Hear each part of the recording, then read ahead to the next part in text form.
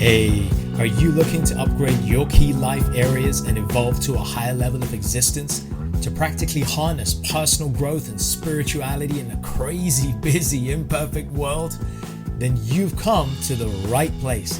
My name is Prash, and this is Urban Spirituality, the show which uniquely fuses ancient wisdom with contemporary self-growth and spiritual disciplines to deliver value-adding tools, traits, and insights to help you unleash your fullest potential.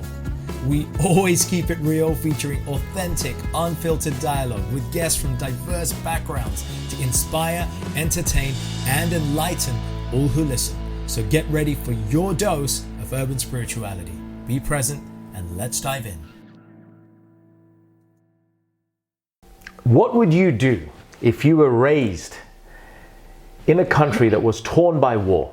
If you were raised in a landscape where people who were close to you were losing their lives and there was tragedy and conflict for years, and that you had to endure, and that you had to look over your shoulder just to check that you're going to be safe from a day-to-day basis? And how would you conduct yourself and raise yourself from that platform and make something of your life? Well, I'm delighted to have with me somebody who's done just that and so much more.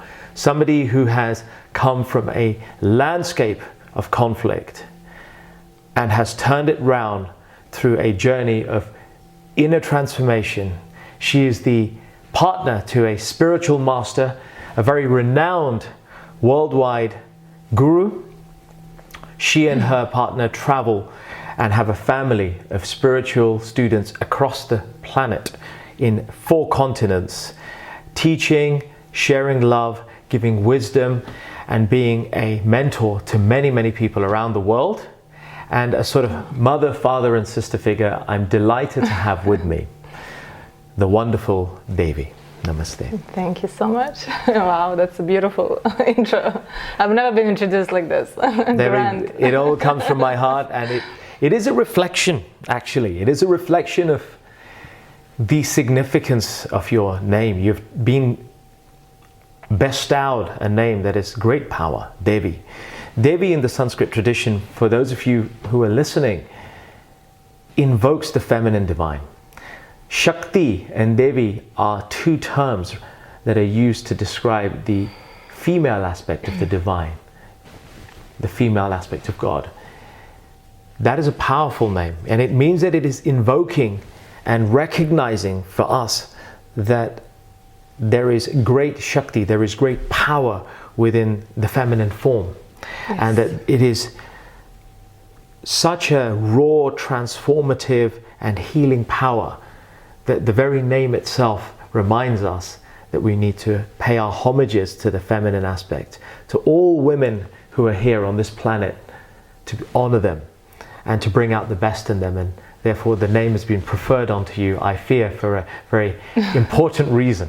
Yes, I changed my name to Devi 3 years ago, and it was quite a shock for friends from and family in my country, because first I changed my last name to Mohan, which is unusual in the Balkan region, and then I changed my first name to Devi.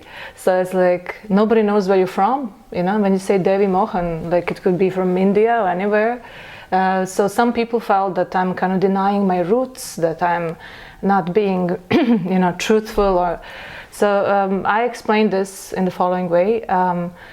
You know, as we journey through life, our main aim is to, first of all, be truthful to ourselves. You know, we fear to be judged by others. We are worried that others will not like us.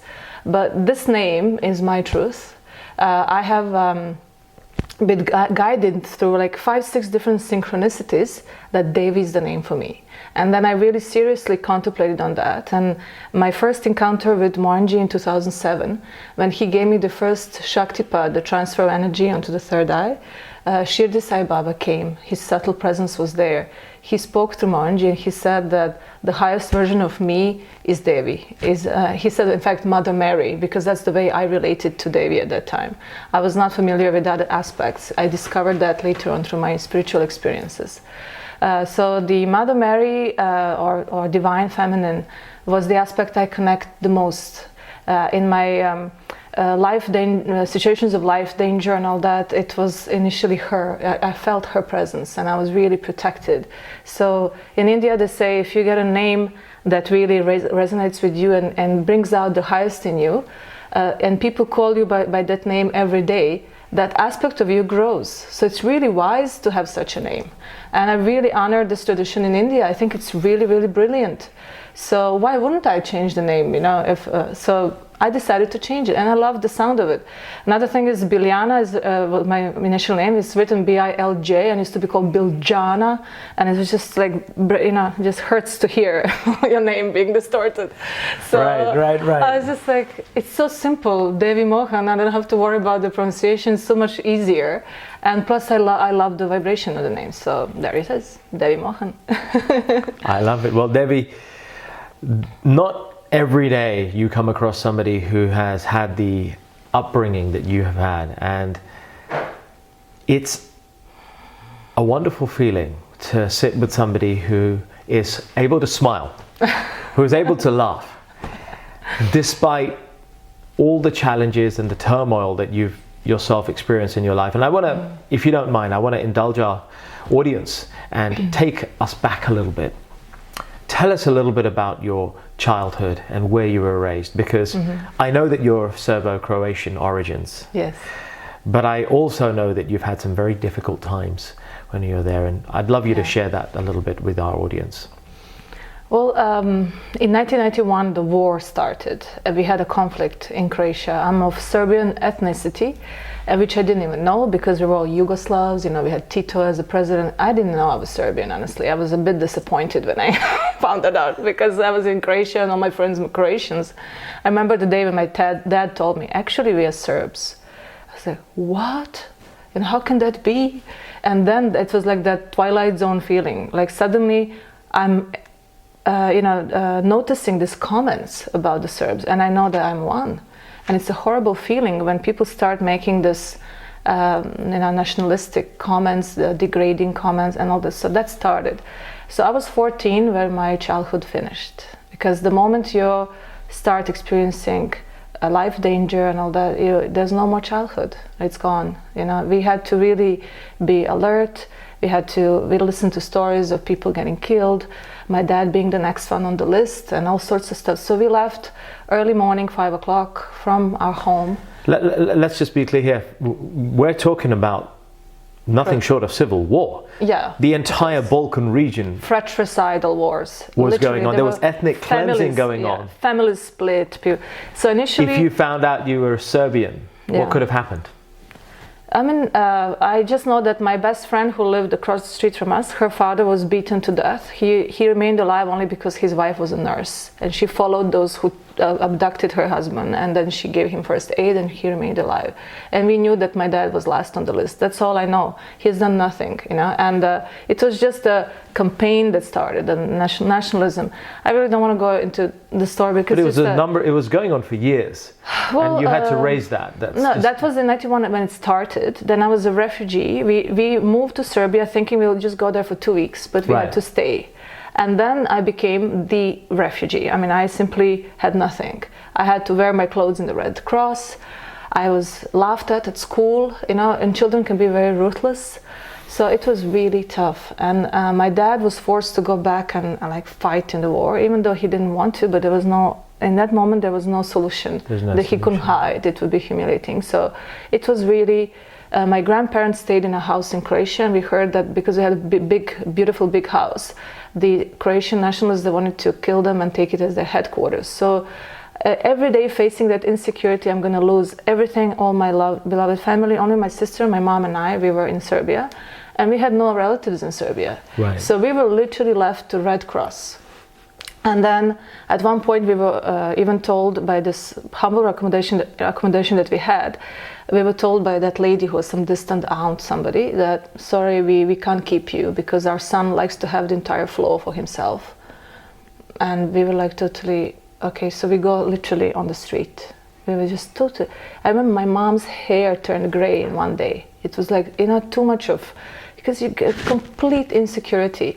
And then out of that, we ended up in a house with a man who had another 30 refugees in the house, and he knew my dad. They met twice, so he was not a relative or anything. And we stayed in a room without windows in the middle of the winter. We ate only like a big bucket of cabbage every day or beans. That's all, nothing else. And I remember I was like really skinny and I was depressed, and from that pain, I remember one day I had like epiphany experience. It happened like for 1 month I was looking forward to a cake. My mom said that for my birthday she will make me a cake, and that was like the only good thing. I had something to look forward to, right? Right. And that day came, and I came to the house. Finally, I will taste something other than cabbage and beans, right? Right. And I entered. I just see my mom with tears. I see a tray with crumbs, and she's like, "I'm so sorry. I went to the toilet," and the other refugees, they just grabbed the cake. And I just like stood there. I just couldn't believe it, you know, like I couldn't even get one bite of cake.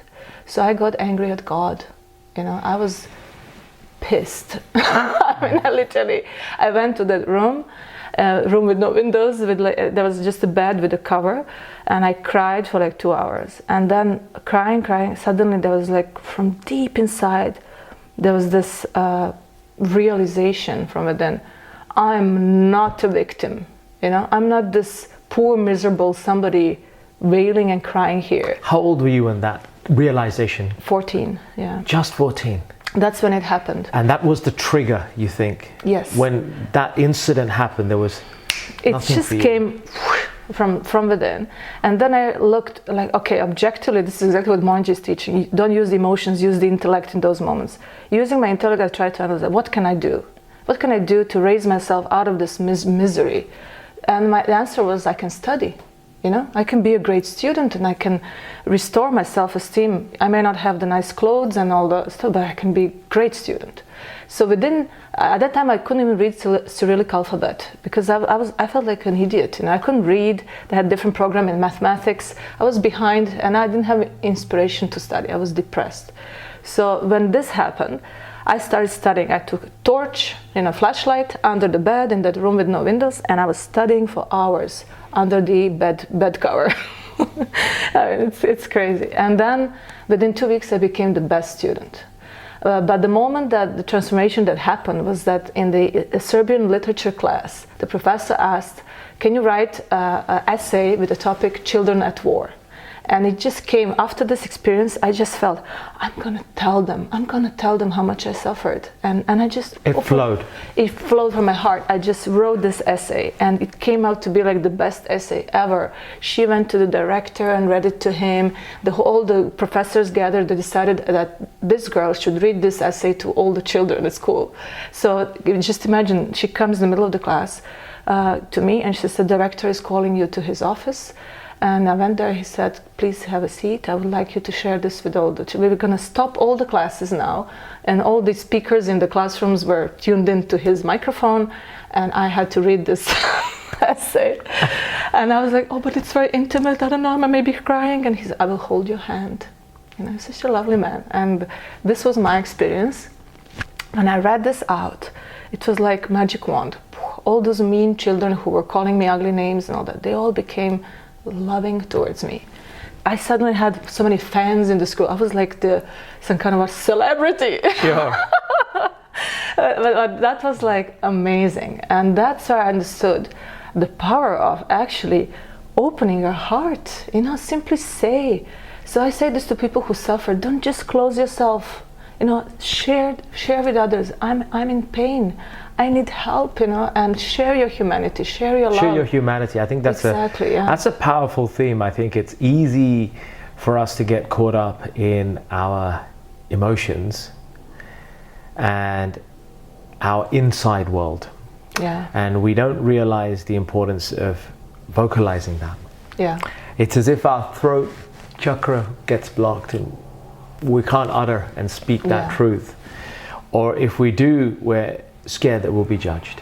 Yeah. But a 14-year-old who was deprived of cake, who had an epiphany moment, is a perfect example of how you can just speak, outpour, let it come out. But this story continues. I have to now share with you till the end. 10 years later, no, how many years later? This was in 91, in 2014, so it's 13 years later.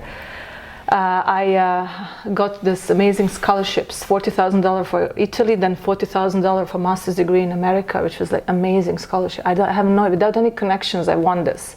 It's just the grace that came from that moment when I decided I'm not the victim. I will raise myself through education.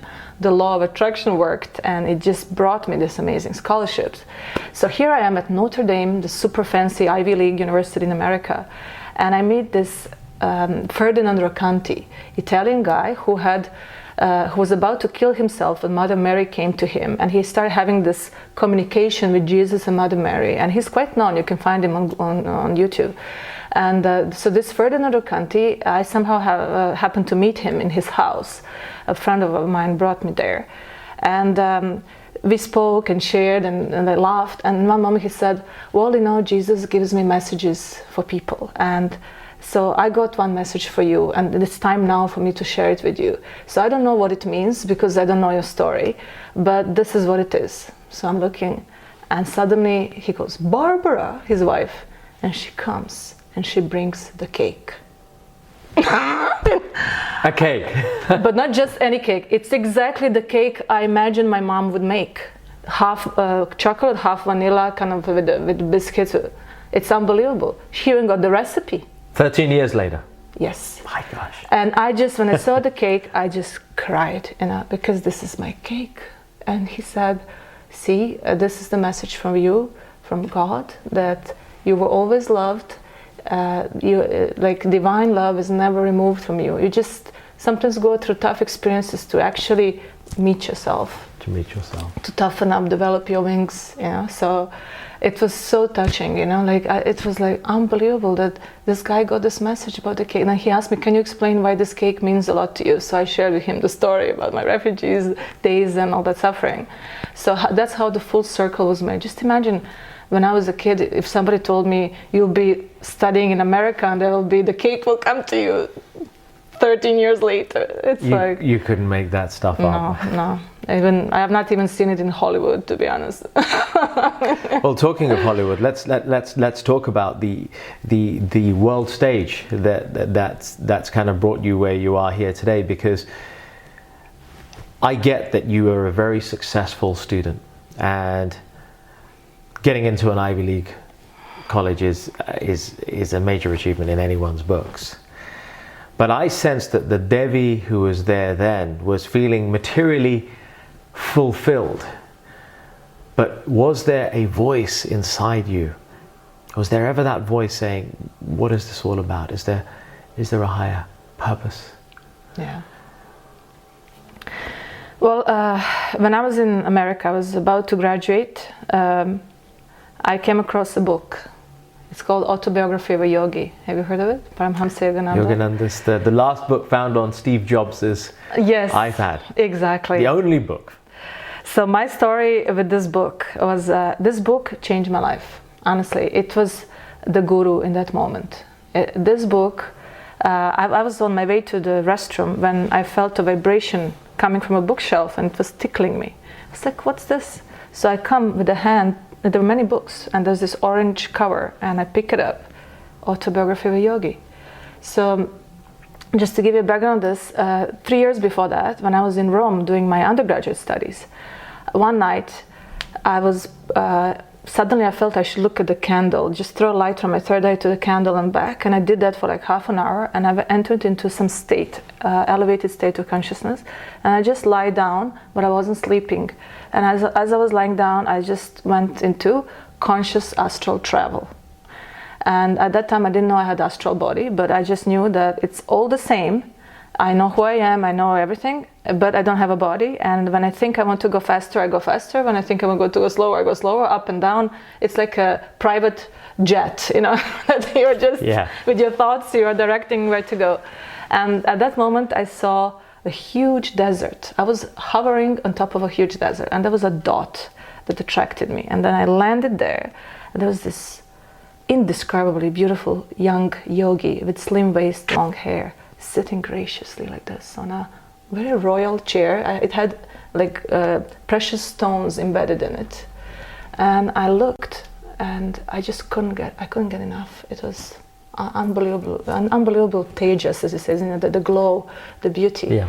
And one moment I thought, if I could only see his eyes, I will recognize him even maybe years later. And then when he opened his eyes, it was like a moment of initiation. It was I could see galaxies inside the eyes, and my aura started like expanding in all directions, and it was like so intense. So there was a moment, if I was able to let go at that time, the bubble would burst, the bubble of the ego would burst, but I was scared. I just I couldn't take anymore, I couldn't contain that energy. And then he saw that, and he smiled, and he said, "What are you doing here? You're not ready yet."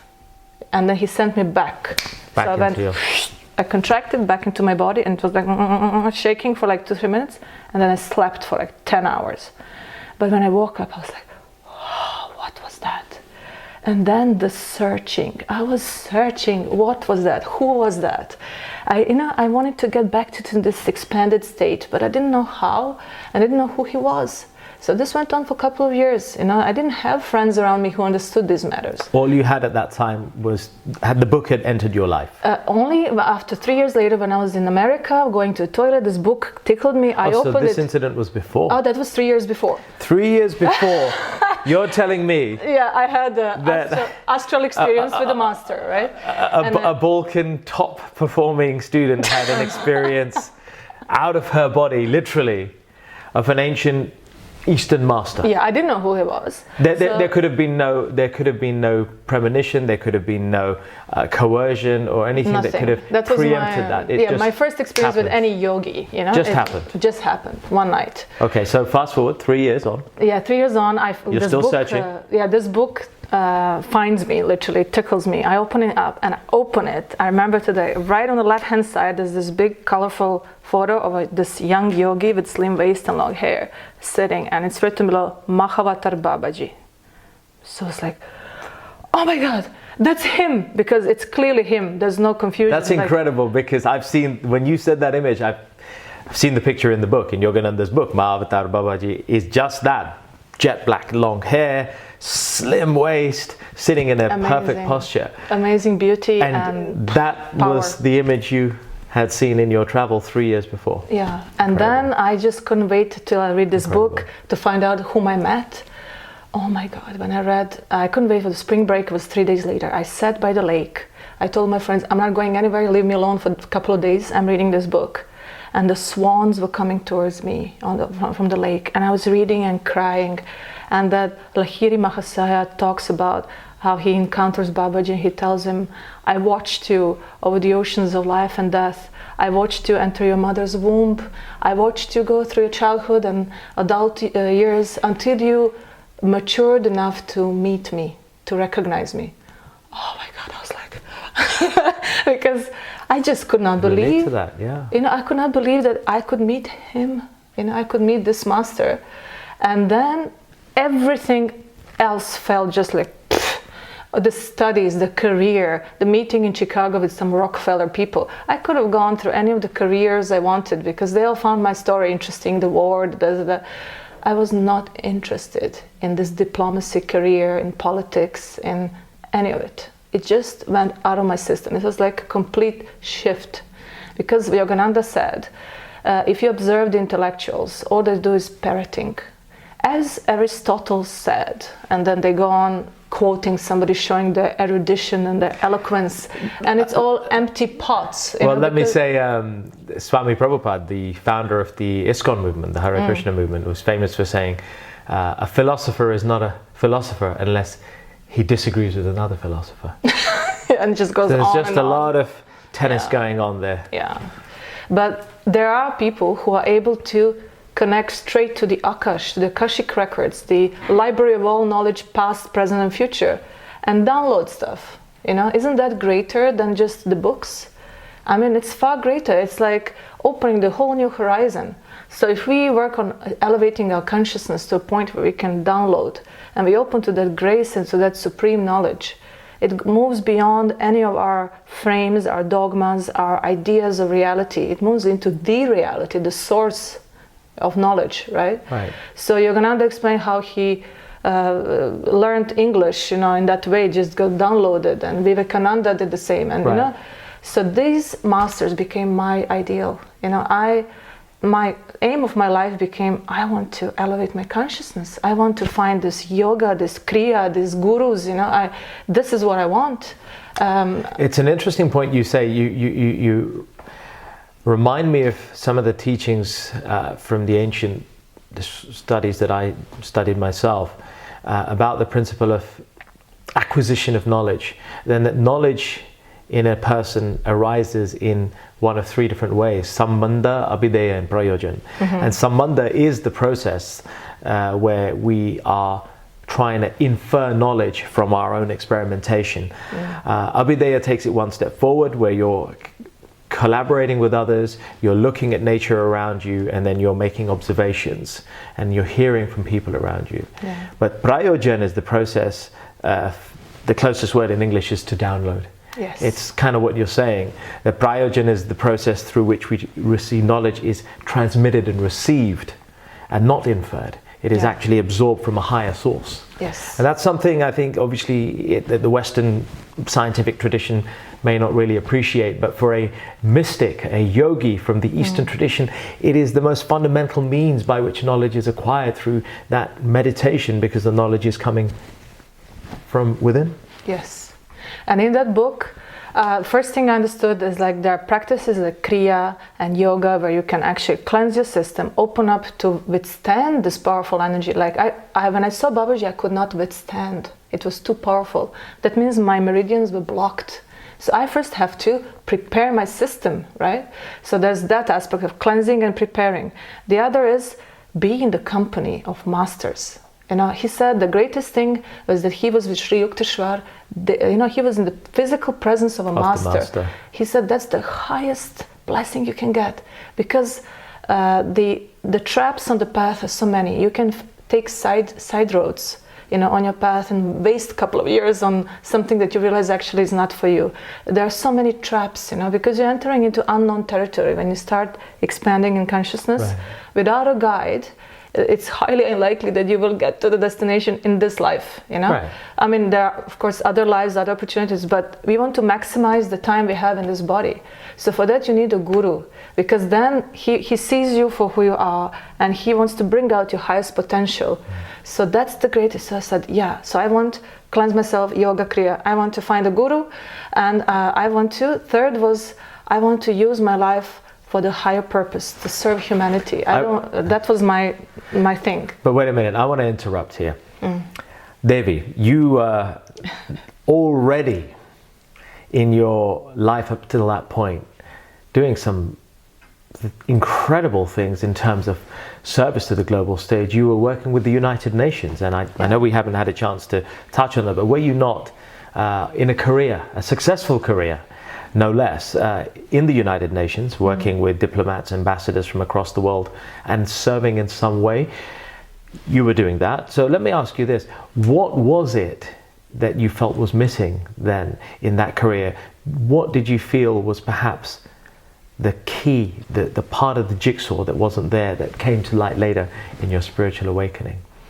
When I was working for UN, my first job was after high school. So at that time, it opened my horizons, the cosmopolitan spirit. I really appreciated the United Nations for that. I could talk to a guy, what do you do? What do you have for breakfast in Fiji? Or it's like amazing whole new world.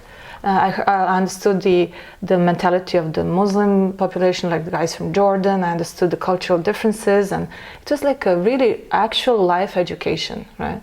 So it was very difficult for me after that to go back to Serbia and be among the usual students of my age group. When I already, gone, all my friends were in their 40s, so I was like used to that. I just couldn't go back, so I couldn't adjust, and I went back to UN. So I went back to UN in Kosovo. So first it was Croatia, then Kosovo. But there it was really, really tough. Actually, my life was in danger. I had a near-death experience. It was a really tough 1 year. But at that time, the scholarship came as a result of my prayers to actually fulfill my goal of higher education, you know. And so all of the UN really gave me a chance to take the next step. It opened the world to me. So I'm forever grateful to United Nations. At the same time, there was a lot of disappointments. When I was in Kosovo, for example, I saw that things could be done better. There's a lot of bureaucracy. Some people call it united nonsense, you know, because it could be much better, you know. And I felt I don't want to be one of those people who just complain, I don't like this, I don't like that, gossip, you know, this is not the right thing.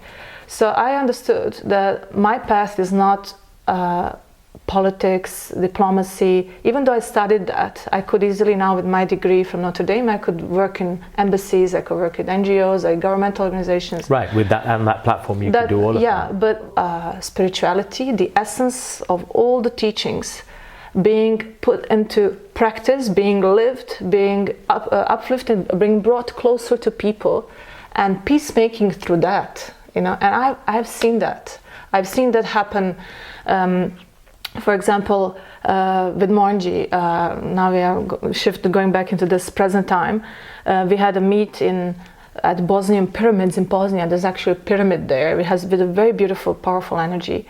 And Mohanji came there. He spoke about this essence of all the different religions, about our inner truth, about living that truth through our daily life, expressing that, radiating that. And then we noticed there are people from all the former republics of Yugoslavia who gathered. So he said it took an Indian man to bring all you guys back together, you know, because we fell apart through these wars and all that. Yeah. And we came back meeting around the master, you know. So the energy of the source, the energy of purest unconditional love unites. And that brings people together, not the intellectual understanding, oh, we should not fight. That doesn't hold water. The moment there's another conflict, this intellectual understanding alone will not maintain the peace.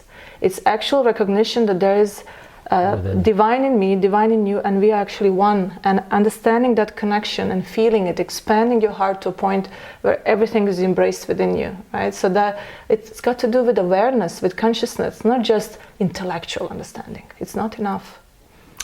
So that was the missing key. Your work in the United Nations was certainly doing good. You were accomplishing things on a global stage. You were learning, you were growing and evolving as a person, but it seems that you found this missing element. You discovered it, and that could only be answered through a spiritual level. Yes. A level that the United Nations were perhaps missing. Yes, I believe so. So let's fast forward again. So the spiritual journey, the awakening, and from reading the eponymous and pivotal book on spirituality, it was probably the most widely read book of its kind in the world. That book is alive. It's not just a book. It's alive. It's a guru. Yeah. It's a guru in itself. Yeah. From that foundation of your spiritual awakening to the journey that has happened to lead you here, talk us through that a little. Okay, so after United Nations in Kosovo and graduation from Italy and America, my first job was in Dubai. In Dubai, I worked for a while and I started traveling to India and I started learning yoga. I learned different pranayama techniques, breathing techniques, this, that. But the actual transformation happened when I found the missing link. I realized that there was one thing missing in my life, that was effective serving to others. I was part of another spiritual organization which called Seva. The service was promoting them. But I said, this is not Seva. I want to actually go into the actual charity. I wanted to offer myself to humanity. I wanted to be the instrument of higher work, of reaching out to those who are refugees like me, who were bogged down by this illusion of being separate from divine, of being suffering, being the poor me, that's all not true, and you can come out of it. And I wanted to reach out to those people, but I didn't know how on my own. And one day I prayed that I want to actually serve. And in my office, I was working for Australian company, some landscape architects. I was like office manager, and there was one Indian guy there, and he told me, there is a charity called Care, and its founder Mohan, he's my friend. There's only a couple of us, but we're doing really great. When we get together, even though there's a couple of people, we do great things because we have this pure intention, and there are like relief work, really big stuff happening. So it's a small group of people doing great. I said, that's what I want. I want to be hands-on. I want to be with the team of people doing great things. So I said, can you introduce me to him? And he said, yeah, he's in this yoga program. And this yoga program was the first ever mega yoga course in Dubai that happened through Art of Living Foundation. And I was a yoga teacher at the time. I became a yoga teacher. I was one of the 5. So we had 350 people in Shangri-La Hotel. And one of these 350 was Mohanji. So this guy from the office, he said, I will introduce you to him. And when I met him, that's where my life changed. As a whole new life started, because through Mohanji, I actually started walking my path. This is how the divine put me on my path. Through Mohanji, he ended up being my spiritual master and my husband as well. And this was all blessed and guided by masters. It feels that from your story that you were guided all along to this point, where you meet not only your guru, but your life partner. Yes. Somebody who you will walk with, serve, be served by, and together do great service on a global stage, which you are, of course. Exactly. And that initially he was in the formation stage at that time. He was very introverted, very quiet. He didn't have long hair or anything. He looked just like any other Indian guy. But when I would look into his eyes, there was that similar feeling like with Babaji, or there was something would happen. There was a deep recognition. I know these eyes. It's just that familiarity and very good feeling. You just feel good. You had a sense of knowing. Yes. And slowly we started journeying together, and then everything came. I remember the first time when he sat with spine straight and he downloaded the entire blog. He started writing beautiful blogs. You can find them on Mohanji Chronicles WordPress blog. So he wrote about Babaji, about Shirdi Baba, all the masters of our tradition. There was even one blog about Jesus and Mother Mary, and that moment he was downloading, he went like this and cried. There were the tears of Mother Mary during crucifixion. I mean, he was connecting with those moments from the past. He was downloading the knowledge, and even his body would change. Like when he wrote about Babaji, he would become slimmer. When he wrote about Shirdi Baba, his foot became longer. I mean, it's unbelievable. He just was an empty vessel through which all this beautiful essence was flowing. He was channeling the essence of the masters. And I was so happy, because this is what I longed for, and I'm seeing all that happening through Mohanji, and by working with him, I'm continuously connected with that vibration. And I know that this is my path of really as fast as possible going to that aim of reaching that dissolution in consciousness, that expansion which I tasted already. Yeah. Let me ask you this. For our audience, if they are not sure what their purpose is, if they've not had the benefit or the experiences that you've had, the mystical experiences that you've had, what 2 or 3 things could they do to help find their purpose in life? Well, number one, you move out of focus on yourself. You ask, what can I do for others? What else can I do? This is Mohanji's favorite phrase. What else can I do? Shift your attention to something greater than yourself, and then you will start seeing that fulfillment. Actually, what we need is to start experiencing the fullness, that purna state. Sampurna Purna. Exactly.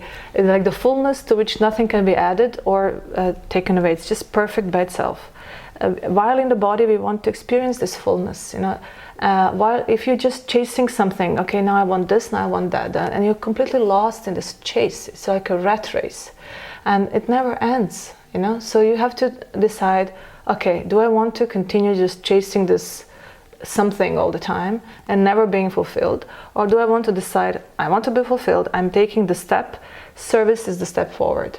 Like what I've experienced now through ACT Foundation, which is a charity that Mohanji started, and I'm now the global president of this charity.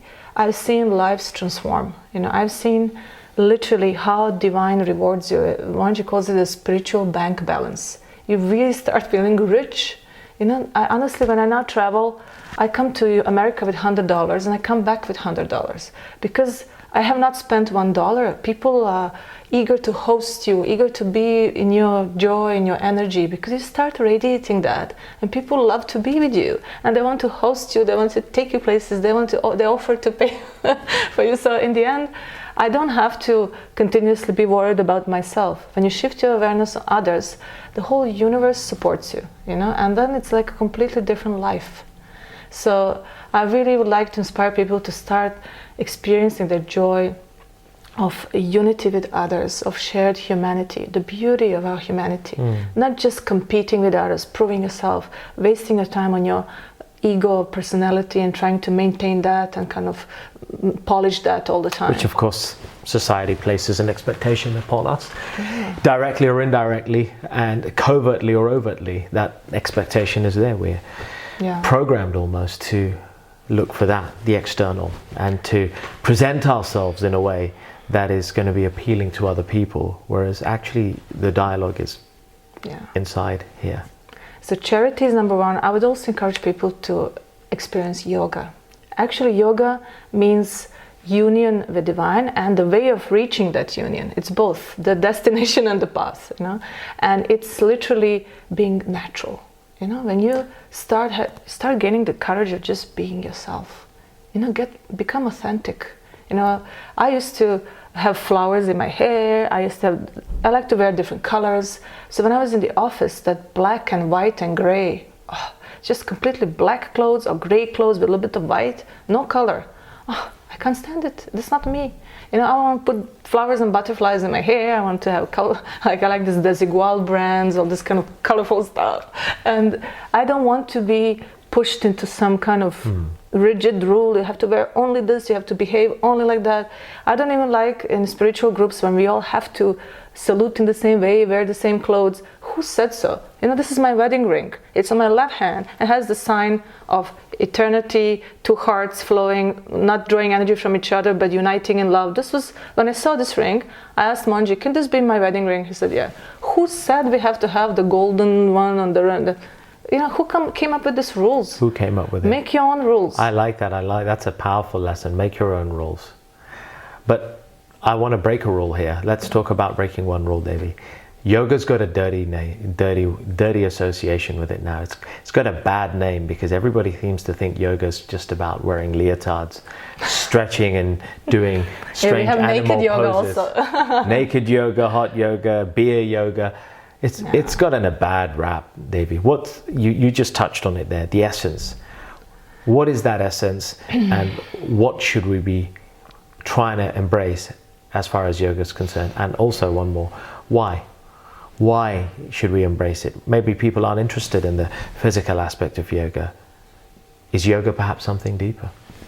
Yeah, I would start with my fellow yoga instructors. You know, I always say, do not compete which one is more slim, more sexy, more flexible. This is all not yoga, you know. And yoga is not about just having another image of yourself projected through social media or through your behavior, you know. Now it's become like a fancy thing. Oh, I practice yoga, I practice Ashtanga, but then I can't sleep at night, you know. When I hear this, it's like there's something wrong with your yoga. There's a disconnect. Yeah. The word means to unite. Yes, so there's totally something wrong with your yoga practice. Right. So I've seen this. Last couple of years, I was happy that yoga got finally embraced globally and that prejudices of it being Hindu is broken. It's not Hindu. Yoga is for the whole world. And the masters who gave us the knowledge of yoga gave it selflessly without ever turning it into dogma. You know, it was given through telepathically and through direct insight from one generation to another. And then Sage Patanjali just codified the knowledge. But it was always given selflessly. And it's a method of cleansing within, expanding your consciousness, preparing your physical body for higher vibration, opening up the nadis, the meridians, and simply starting to elevate yourself into more and more expanded state. And it is the nature of love to expand. So social service comes with yoga practice, non-violence comes with yoga practice. Naturally, when you practice yoga, you will at one point in time for sure stop eating meat, because, or you will stop cursing and gossiping and all that. Anything that puts others down, that destroys life, that disconnects, does not vibrate with yoga. So either you start with your current lifestyle practicing yoga, or you start really understanding the whole vibration that starts changing your energy blueprint. Literally, your energy blueprint will change when you do yoga. And when you do it properly, we have now a school called Himalayan School of Traditional Yoga, and I'm blessed to be serving on the board as its director, and I do my best wherever I traveled. Recently I went Greenland, Maldives, Europe, America, India. Wherever I go, I bring proudly this banner, because for me, when I see this Himalayan School of Traditional Yoga, I see Babaji, I see the masters, I see that actual genuine spirit of yoga, of the actual masters. And I pray to be an instrument of that knowledge to flow through this school and through me as its instrument to share that knowledge. So when we do the yoga class, we involve the actual gratitude to the masters first.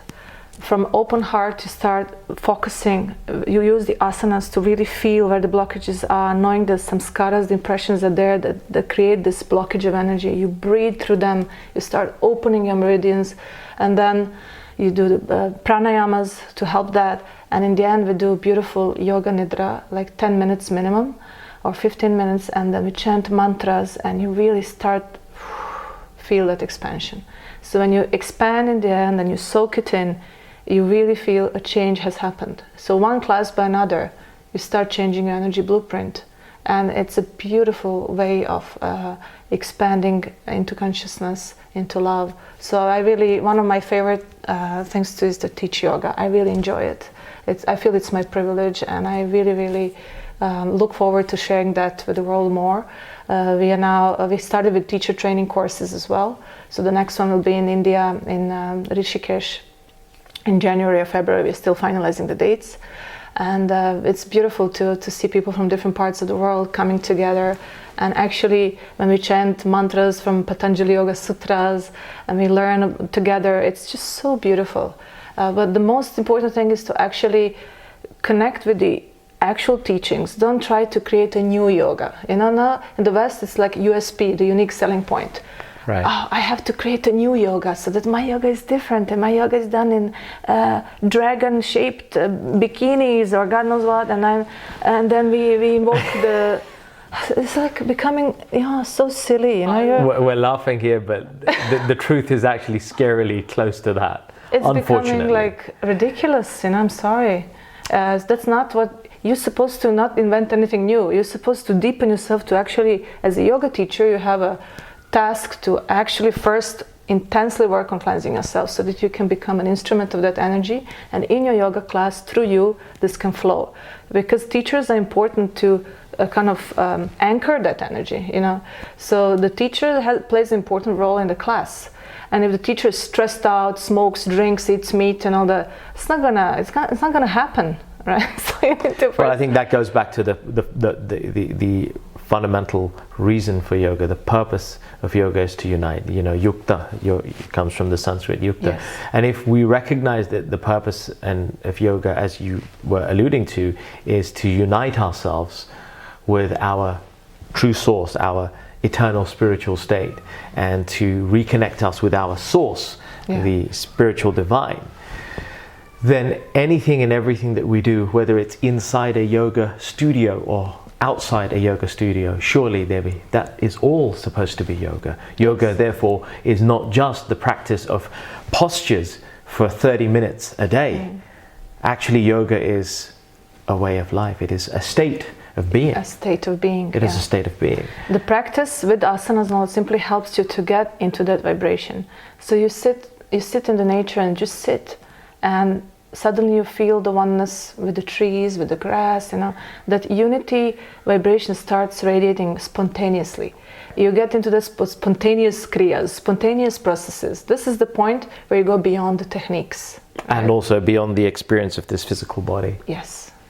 transcending. To transcend. But still loving it and appreciating as your vehicle. You know, we have to also love our body, treat it right, hydrate it, eat healthy food, food that's alive, full of prana, not the dead food, not the tamasic food, poisonous food, you know, and all sorts of toxins. So if we really love our body, we will treat it right. Yeah, and I would also like to see that people creating yoga schools transcend that ego-based need of being different and competing with others. This is not yoga, you know. I would like to see when I meet another yoga instructor that we are happy to see each other blossom, because you can never, you know, when you start connecting with the actual teachings of yoga, there is no need to compete, because the richness of yoga is within you. It radiates through you, and you don't have to do anything to be that. It becomes part of you. Your presence is already bringing yoga into the lives of others, right? So yoga teachers should nurture that presence within them, what radiates from them, and not feel the need to compete and be better and more sexy and more smart or more eloquent. You know, that's not what it's about. So we don't need to create new schools of yoga with new different USPs, but start connecting with the original teachings, radiating that, and simply be joyful to spread that, you know, to spread that as a means of elevating consciousness. Okay, then let me ask you this.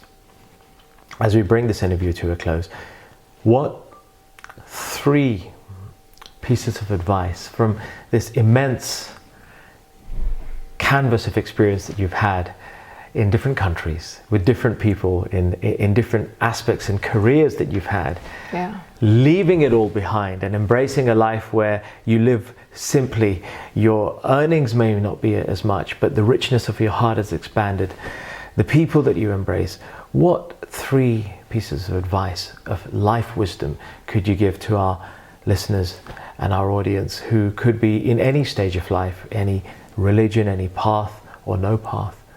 What can they take away from this and start embracing and doing? Well, number 1 is dare to live your truth. Be authentic. You know, be yourself. Dare to be yourself. Don't try to mold yourself as per other people's expectations. You know, at some point in life, you have to look yourself in the mirror and you have to feel what is it that makes you unique, and start living that. If some people don't approve, that's their problem. You know, so that's why I boldly say I'm Devi Mohan. You know, that I have embraced that higher version of myself, and I'm moving towards that. So have a goal. What is the highest possible version of yourself? Become that. Start walking in that direction. Number 2, go beyond your immediate needs. You know, go beyond, focus on yourself. Start seeing what are the ways where I can contribute. Let's say I speak English, there are people now in some other poor community nearby, let me go teach them English. It doesn't have to be give money to charities, you know. Start sharing your skills, start sharing your attention, your love, feed the birds. Give of yourself. Start opening up, go beyond your immediate needs to open up to the field of consciousness, and then see how much you get back, you know. So that oneness. So all the practices, the charity, the yoga, the meditation, all that, it takes you there. And thirdly, as much as you can, start connecting with those who have already walked this path, the people who have mastered the mind, who are the masters. The master is the one who has mastered the mind. Don't be caught up in the mind. So be inspired by such people and look up to the point of possibility of your spiritual awakening, your liberation in this life. I mean, who says you cannot reach that in this life itself? Our entire planet is now rising conscious. This is the best possible time for spiritual awakening. Everything is coming together. We live in an amazing time. This is the time to actually really fulfill our dream from God knows how many lives. Right. In this life we can do it because the whole planet is moving. So this is the time to live in such a way that's conducive to our nothing less but spiritual liberation. And that's why I can connect with Mohanji, because his teachings are for spiritual liberation.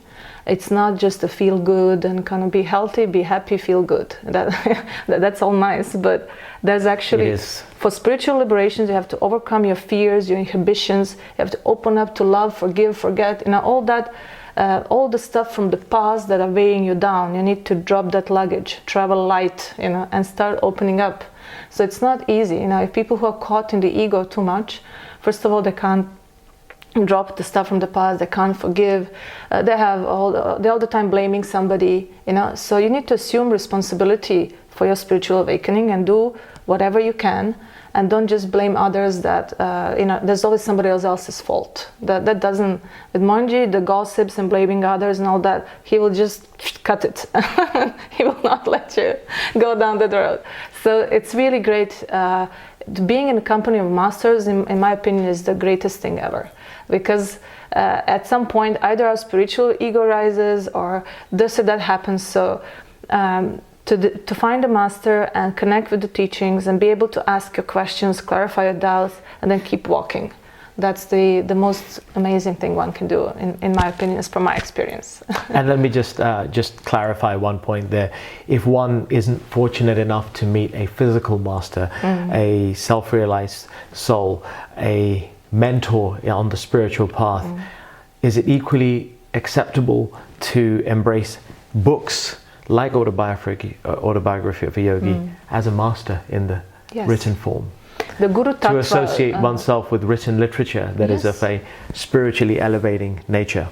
See, the Guru Tattva is alive. The Guru principle, the one who takes us from the darkness into the light, from the fears into the fearlessness, and from the false into the truth, that Guru Tattva is within us. And it will express through living masters, through books, through nature, through life lessons. So when we start opening towards that guidance, it will come. Naturally it will come. Not everybody has the blessing of having a living master. A living master is a whole new category, as I said, because they work on your causal layer, they cleanse the causal layer of the aura, and when you start, as you walk the path, when you fall into your traps, they are like the mirror to you, so you can see clearly, you have the clarity. But some people get that through books, through this or that, it comes to them. But if they just aim to get there, everything will fall into place. The right teaching, the right book, it will all come. But first you need to set your intention.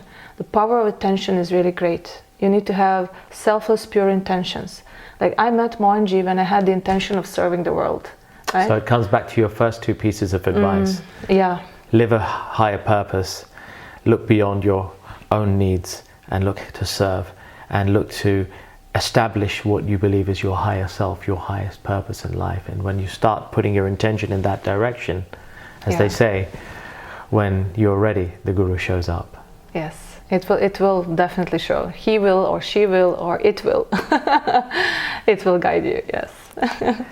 Devi, I'm almost speechless, and it's rare for me to have very little to say.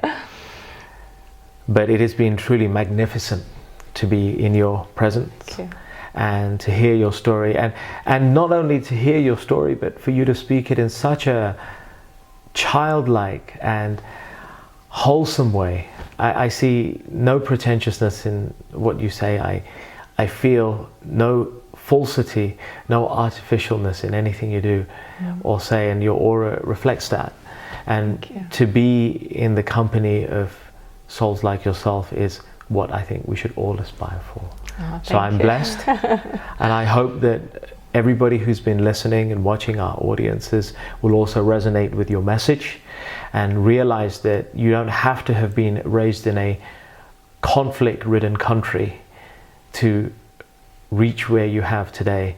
Wherever you are in the world and whatever stage of life you're in, when you set your intention and align it to a purpose greater than your own, to a higher purpose, to your truer nature, and start to associate with gurus or spiritual persons or people who are on an evolutionary path of a higher nature, then naturally your life will start taking on a deeper, richer and more elevated meaning. On our path, we share our experiences. I've learned that when I was 14, when I opened my heart, shared, everything kind of changed. So when we share our experiences, many people tell me when they read my blogs and stuff, as if it happened to me, I really felt it. So this is the lesson can be imbibed through other people as well. This is our shared humanity, right? You don't have to be refugee like me or have your daughter run over by a truck like Mohanji's, and you don't have to suffer the same things to reach there. We can share as long as we overcome certain, we go through certain lessons. This is what Mohanji says, when you have a desire, either you have to fulfill it because karma is also unfulfilled desire, or you have to transcend it, overcome it. So when we share our experiences, we help each other overcome certain traps, certain tests, and we can move faster into the higher consciousness, right? That's the beauty of sharing. So I'm really working now, I'm adding more and more blogs. I have a blog called Devi Mohan blog on WordPress. It's on my devimohan.com website, you can find it. And Mohanji has beautiful meditations on mohanji.org, which are all free of cost, can be downloaded. I would like to end with one of the most powerful messages from Mohanji, which is going vertical. You know, going vertical means going beyond time, space, the metrics of this horizontal time and space, and the whole plateau of karma as it plays out. You can actually cut across that and go vertical. So the masters are inviting us to speed up the evolution. Now everything is speeding up, and we don't have time for really long practices. Like Mohanji's Kriya is half an hour, or some other, like if you just embrace early morning Surya Namaskar or something, then a bit of going vertical, breathing technique. You need this every day, because everything is so fast that you can get lost, you know, or you can get overburdened by the pressures. You're like a pressure cooker. This is the challenge of the present time. Our children are born into these games and too much of input. Unless we learn to connect with the nature, clean the slate, and go vertical. And go vertical, it's going to be really tough. We'll be stuck on the horizontal. Exactly, yeah. And that is not our purpose. This world is not our home, after all. Yeah, we are here to learn and to elevate. We're not here to get stuck. Hey folks, thanks so much for listening. I really hope you enjoyed this episode, and as with all our episodes, found something to inform, inspire, and empower you in your personal and spiritual journeys in life. As always, feel free to leave a little love through your ratings and comments, subscribe, and share it with those you care about. And take your personal and spiritual evolution to the next level by joining us on one of our unique events, workshops, or retreats, or taking advantage of our personal and professional coaching packages. Find out more about us at mantratherapy.co.uk. I'm your host, Prash K. This is Urban Spirituality, and we will catch you on the next episode.